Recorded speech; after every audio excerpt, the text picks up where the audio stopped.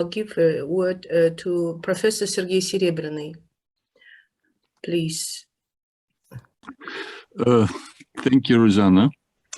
But I dare to start in Russian, then I will switch back to English.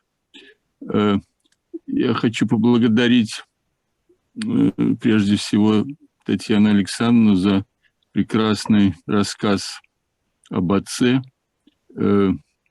Я знаком был с Александром Михайловичем, может быть, дольше, чем кто-либо другой из присутствующих. Наверное, с середины 60-х годов, когда он поступил в ИВИА. Я там уже учился к этому времени. Но для меня, хотя мы были с ним долго знакомы, но как-то он мне мало рассказывал про себя. Вот я только, например, сейчас узнал, что мы, видимо, родились, может быть, даже в одном роддоме, потому что я тоже жил недалеко от Гоголевского бульвара, от Арбатской площади. Но это уже личные детали. Okay. Having in mind our English speaking and English understanding members of the conference, participants of the conference, I will say a few words in English. As I have just said in Russian, I got acquainted with Alexander Mihайлович probably in the mid-60s when he entered the Institute of Oriental Languages. And I was already there as a student of Hindi. Well, I'm a bit younger, but I didn't serve in the army and entered the university straight after the secondary school. And I think it was Seva Sementsov mentioned in Tatiana's presentation, who introduced me to Sasha, as I used to call Alexander Mikhailovich all through his life. And and we kept in touch all through these years, though our spheres of interest and spheres of, well, scholarly work were different. But we somehow managed to keep in touch and even cooperate in some fields, mostly participating together in various conferences. For me, well, Professor Dubyansky or Sasha was always a kind of symbol of, I should say, academic, pure and honest Indological scholarship.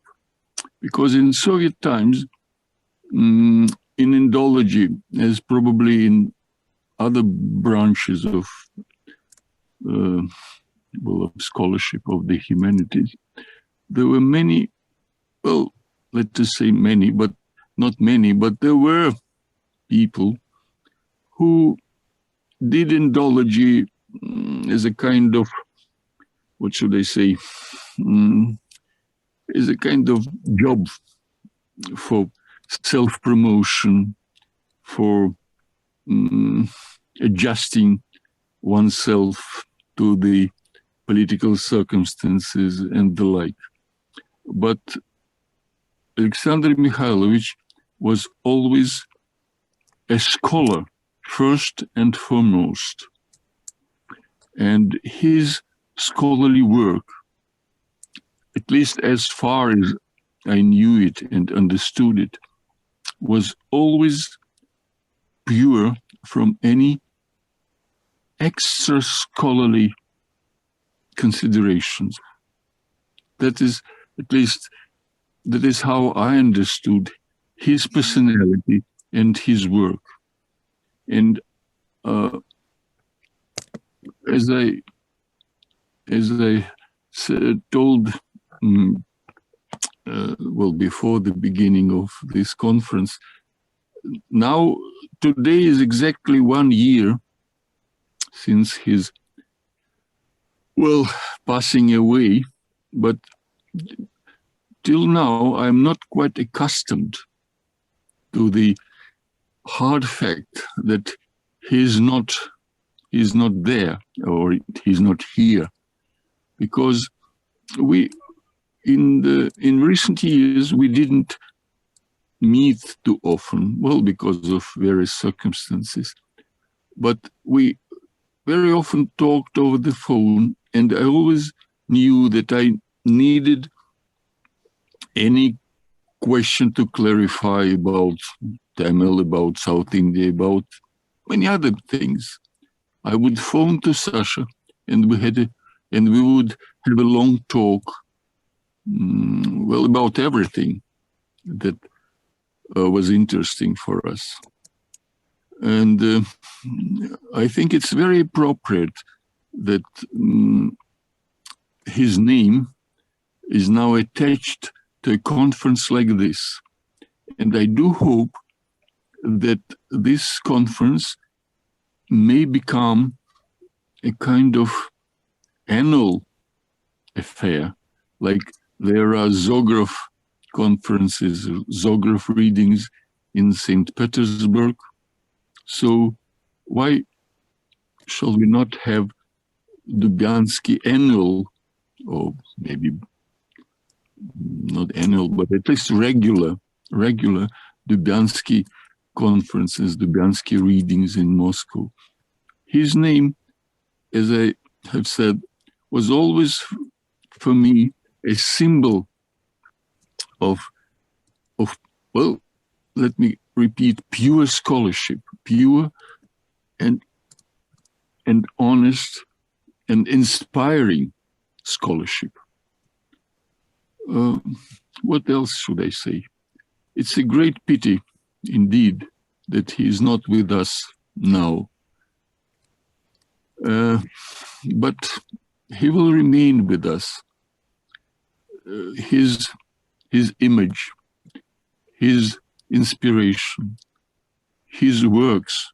And I'm very grateful to Tatiana that she has undertaken the work of publishing her father's works, and we will really, well, know more about him probably from these works. So his memory about him, well, thoughts about him should be preserved and developed. And, well, let me repeat, his image, his personality will remain for us, will remain with us for many years to come. Well, let me finish with this.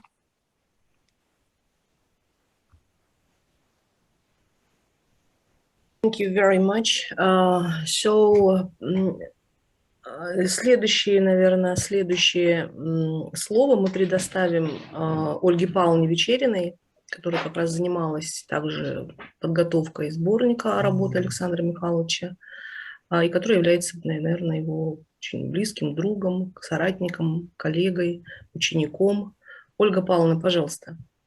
Dear colleague, Russian Tamil Studies celebrated 2 years ago their 90th anniversary, because in 1929 in the Leningrad Oriental Institute the first Russian grammar of the spoken Tamil language written by Alexander was published. And of course it's completely clearly now that one of the most iconic and prominent figures in this area of research for many decades, our dear and beloved teacher was one of the first of them.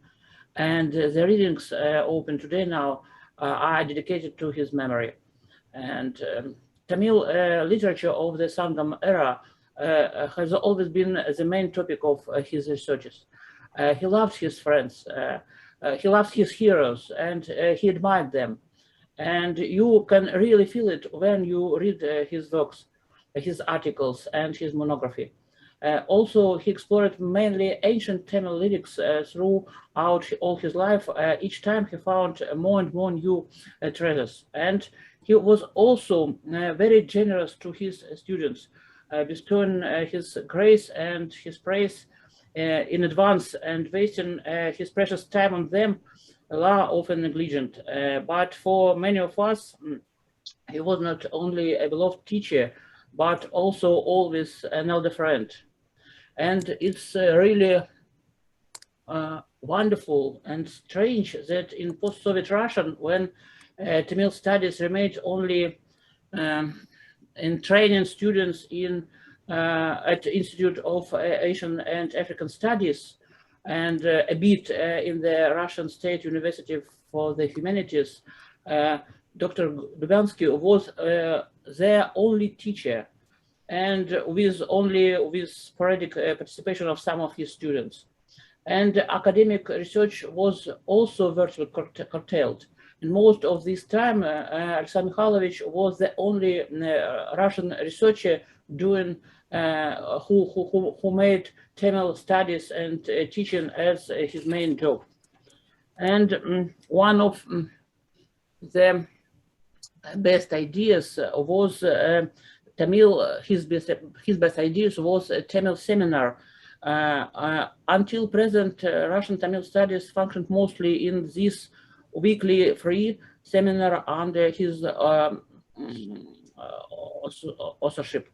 For over 10 years, he met with his students every Thursday to read and to comment on ancient and medieval Tamil classics. For some years, this meeting took place in the Russian State University of Humanities. Then, in September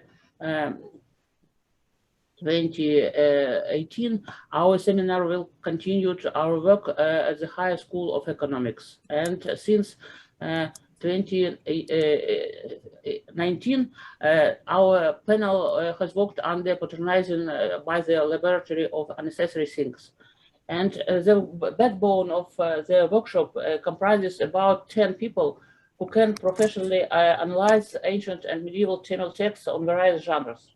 During some years of the seminar works, the outstanding narrative of ancient Tamil literature, Natrene, has been fully read and was preparing for publication. And until his last days, Alexander Mihайлович worked on a literary translation and commentary on this huge monument, the complete academic edition of which he supposed to be as opus magnum. Another 3 works has been completed on a commented reading of the superb piece of the Shaiva Bhakti tradition, a collection of Tiruvasaham hymns by the great Tamil poet Manika Vasahar. We also discuss ideas for its translation and subsequent publication. Unfortunately, however, all our plans and dreams were cut short by his merciless and untimely death. We all remember him almost every day, and we really miss him. And we are preparing now the collection of all his articles in Russian in 2 volumes. We hope that it will be published in the beginning of the next year. And another our work dedicated to his memory is the collection of the articles of prominent Russian Indologist. We also hope to edit it soon. Thank you very much. Thank you, dear Olga, for such presentation. And now I will ask Nikolai, probably the most eminent, outstanding student of Alexander Mihайлович in the field of Tamil language, to say some words in memory of his teacher. Yes, thank you very much for this opportunity to speak at the memorial panel.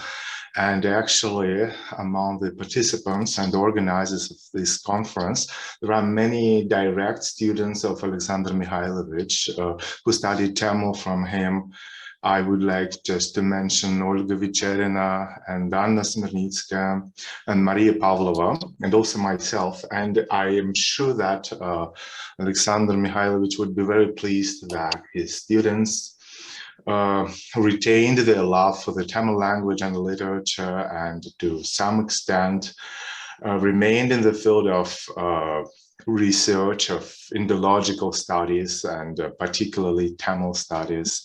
And I will say a few words about Alexander Mihайлович as a teacher, since I had the privilege to work with him, to study from him since 1999. And indeed, he was a very patient and very caring teacher who devoted a larger part of his life to teaching Tamil, as Olga already mentioned, at the College of Asian and African Studies of the Moscow State University, and also at the Russian State University for the Humanities. And indeed, he was in a sense a connecting joint, who a person who connected the earlier generation of Tamil scholars, the generation of his outstanding teachers, the likes of Alexander Moiseyevich Petigorsky, a prominent philosopher, and Semyon Geselevich Rudin, a linguist from St. Petersburg, and also Yuri Yakovlevich Glazov, a translator and a linguist from Moscow. And indeed, since 1970s, Alexander Dubyansky remained the most important scholar of Tamil in Russia, together with Dr. Mikhail Andronov. And his contribution indeed is much more than he actually published. There are some scholars, I believe, whose contribution is not so much visible. Well, his contribution was visible and he published a lot, but I would like to say that he was also a very important member of the Indological community, and he really did a lot of work reading texts with his students, assisting his colleagues in their own research, and doing that invisible type of work, which we all know very much present in the academic work. And he did that type of work which is not always on stage, I would say. So, and what was really astonishing and amazing in his work is that he did very much things which were not really his responsibility and not really part of his duties, in the sense that, for instance, he would take all of his students to India, which was not part of his obligations as a teacher, just was his initiative. And he was really opening eyes on India to his students. I myself was in India for the first time when I was 17 with him as a second-year student, and that was one of the most important experiences in my life. And what was also very shocking, even shocking for me, is his huge popularity in India, because he was really received like a movie star. And I've never seen anything like that, because philologist is quite a modest profession, probably occupation, and the way he was received in India, like he was asked for signatures in the street. He was just met by people who would see him in some TV show or whatever. That was very funny, because I believe that there was something in the personality of Alexander Mihайлович which made him so much loved by the Tamil people, by simple Tamil people also. And I think that in some way this resulted from his deep understanding of classical Tamil culture. And what I personally observed is that kind of Tamil ideal of personality, generous, wise, and very very tender at heart, somehow developed in Alexander Mihайлович through the Soviet layer of his culture.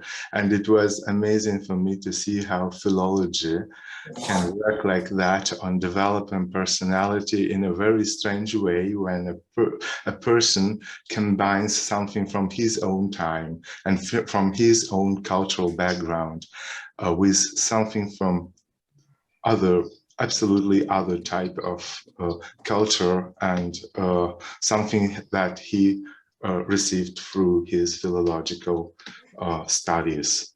And it is not surprising for me that a stable circle of students gradually formed around Alexander Mihайлович, and this seminar indeed plays a very important role in maintaining community of people in Russia who continue to study classical Tamil literature now at the laboratory of ironically called useless knowledge.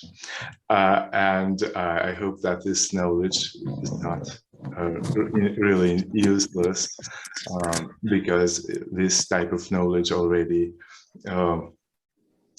brings together people for more than 10 years. And now the seminar continues its work without Alexander Mihайлович anymore. But we are sure that it is very important just to go on and to continue what he started. Thank you. Thank you, Nikolai. So now just a few words about the official organizer of this conference. This year, the Center of Investigation of Philosophy and Culture of India, Purushottama, was organized in the university, People's Friendship University. And so we hope that next year we will meet in person, and I wish a successful event or conference to all participants. And the next panel, right now in a few minutes, in 3 minutes, the section devoted to history of Indology, the chair, Professor Ольги Вечерина. The next panel will start at 2 p.m. And it is philosophical panel chaired by me. And the next panel is Anthropological Studies in India, Ritual, Community, Culture, and Beyond. The chair of this panel, Professor Svetlana Ryzhakova. So you are welcome, dear participant, and I wish to all participants a successful event. And I hope next year we will meet in person in a similar conference. Thank you very much for your attention. So the link of each panel is in program below of the list of participants. So you can enter to this